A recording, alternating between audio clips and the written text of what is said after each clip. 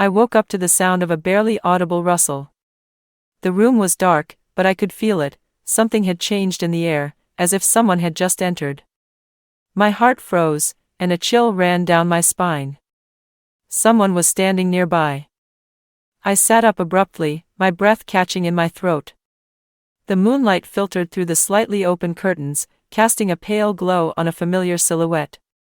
Maxim. My stepson stood in the doorway, half of his face hidden in the shadows. His shoulders were tense, his fists clenched. Something had happened. Maxim? My voice came out quieter than I intended. He took a step forward, and I instinctively leaned back, pressing myself against the headboard. He had never come into my room at night before. Never looked at me like that, so intensely. "We need to talk," he finally said. His voice was low, almost a whisper, but there was a sharp edge to it. A wave of unease washed over me. My chest tightened. "What happened?" I asked, but he remained silent. Maxim closed the door behind him. Now, we were alone in the dimly lit room, separated from the world by nothing but this small space, my bedroom, filled with silence and unanswered questions. I tried to read his expression, but he stayed in the shadows. There was something unusual about his posture. He looked anxious, but at the same time, resolute. "It's about my father, and you," he said, and my stomach twisted into knots. What does he know? Why is he telling me this now? I didn't know what to say, but I could feel it. This night would change everything. I reached for the nightstand and switched on the lamp. The warm glow illuminated the room, pushing back the shadows, but it did nothing to dispel the tension hanging in the air. Maxim stood in the center of my bedroom, his expression heavy, tense. I could see his clenched jaw, as if he was trying to find the right words. "This is important," he finally said, his voice trembling. A wave of unease washed over me. What could be so serious that it made him come to me in the middle of the night? "Speak," I urged him, my voice firm but calm. Maxim ran a hand through his hair, took a deep breath, but still hesitated. "You've been living in a lie," he finally said. "Victor. He's not who you think he is." I froze. My heart skipped a beat. "What are you talking about?" My voice was quieter than I expected. "He has another life," Maxim continued. "And it's not just another woman. It's worse." A chill ran through me. Betrayal was one thing. But there was something more in his tone. "Prove it," I demanded. Maxim nodded, reached into his pocket, and pulled out his phone. He unlocked the screen, scrolled through messages, and handed it to me. I took it, my fingers trembling. Photos. Victor, with another woman. But not just a mistress. These were images from an upscale restaurant. He was sitting with a brunette, holding her hand. The next picture, an expensive hotel suite. My stomach twisted. And then, it got worse.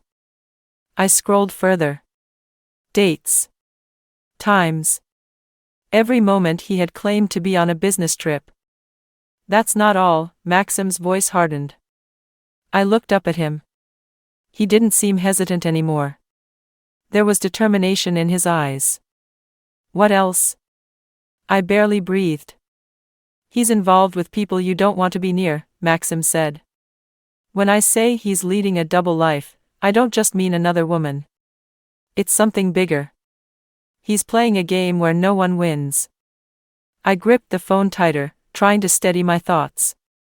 "And why are you telling me this now?" I finally asked. Maxim held my gaze. "Because now, you're in danger." A cold sensation spread through my chest. This night had changed everything. I'll take a short pause. Let me know in the comments where you are listening from. Have you ever experienced something similar? Your stories are always fascinating. And of course, don't forget to subscribe so you don't miss the next part.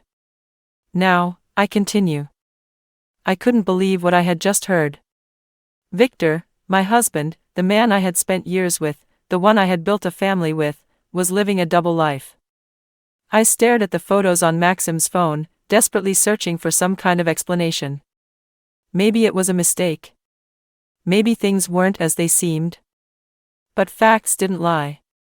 I remembered how he would step into another room whenever he got late-night calls. How he would turn off his phone when he was near me. How his business trips had become too frequent, his explanations too vague. Maxim knew things no random person could know. How did you find out about this? My voice was quieter than I intended. Maxim clenched his jaw. I've been watching him for a while. He thinks no one notices, but I saw him with that woman. And not just her. What do you mean? He took a step closer. He has connections with dangerous people. I don't know all the details, but this isn't just cheating. It's something bigger. My heart pounded violently. Why are you telling me this now? Maxim looked at me in a way that sent a chill down my spine. Because you need to know the truth, he said. And because now, you might be the next target. A wave of heat rushed through me, followed by an icy chill. Is that a threat? I asked, panic creeping into my voice. It's a warning, Maxim replied. I didn't know what to believe. My life was falling apart before my eyes. Everything I thought was real was turning into smoke. But the real question was, what do I do now? After that night, I could no longer live as I had before. Maxim's words were stuck in my head like a splinter, and with each passing day, it became harder to ignore the gnawing thoughts. I started digging into Victor's past. At first, my findings were expected: lies, hidden trips, women I had never heard of. But the deeper I looked, the darker the truth became. Victor wasn't just leading a double life, he was involved in something far more dangerous. One night, when Victor once again said he was leaving for work, I entered his office. I searched everything: documents, drawers, even his laptop, the password for which I had secretly memorized.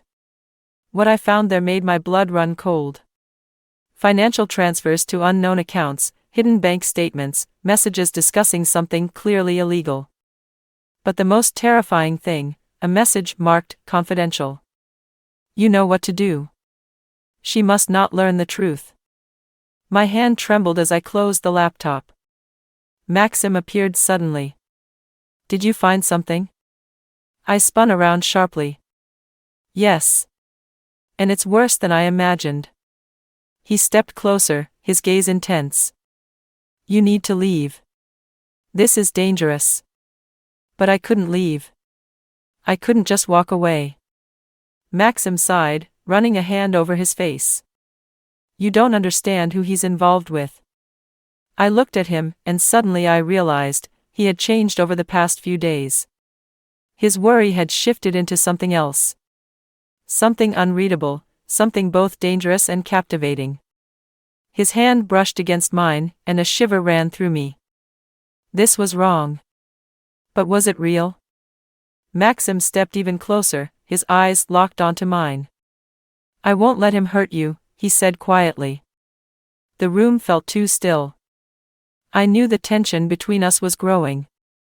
And I knew that crossing the line was forbidden. But the lines had already begun to blur. Everything collapsed in an instant.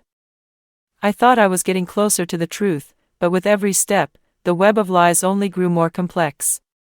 The more I uncovered, the more I realized, I wasn't the only one playing this game. Maxim was hiding something. I could feel it. There was more than just concern in his eyes. He was always there, protecting me, guiding me. He showed up at the perfect moments, knew too much. I trusted him, but deep down, a doubt had started to grow. And then, everything changed. Victor. He returned earlier than expected. I was sitting in his office, holding the documents, the very proof that exposed his dealings. So, you really decided to dig deeper? I froze. He was standing in the doorway, calm, confident, as if he had always known I would find the truth. You lied to me, my voice trembled, but I forced myself to meet his gaze. He smirked. It was foolish to think I wouldn't notice. A chill ran down my spine. What did he mean? And then, from the shadows, Maxim stepped forward. You were right, father, he said. My breath caught in my throat. What? Maxim looked at me. The softness I had seen in his eyes before was gone. He knew from the start, he continued. And he let you think you were in control. Realization struck me like a knife. All this time, they had played me. You used me? I whispered, staring at Maxim. He didn't answer immediately. Not exactly, he finally said. But, yes, I pushed you toward the right conclusions. The world around me shrank into a tiny point. But why? Victor sighed. You saw too much. And you mean too much. A shiver ran down my spine. Mean too much? Maxim stepped closer. We didn't want you to be on the wrong side. Panic gripped my chest. They were on the same side. But you, I turned to Maxim, but his expression was empty. It was the only way, he said. You lied to me, I barely heard my own voice. Victor smiled. We all lie, darling. The question is, who wins the game? And that's when I understood, I wasn't the victim. I was the pawn. What do you think about this story? Leave a comment if you've ever experienced something similar in your life. Your thoughts and opinions mean a lot to me, and I truly appreciate each and every one of you. Don't forget to subscribe and like the video so you won't miss more thrilling stories. Have a great day. If you listened until the end, write in the comments, who was the real puppet master?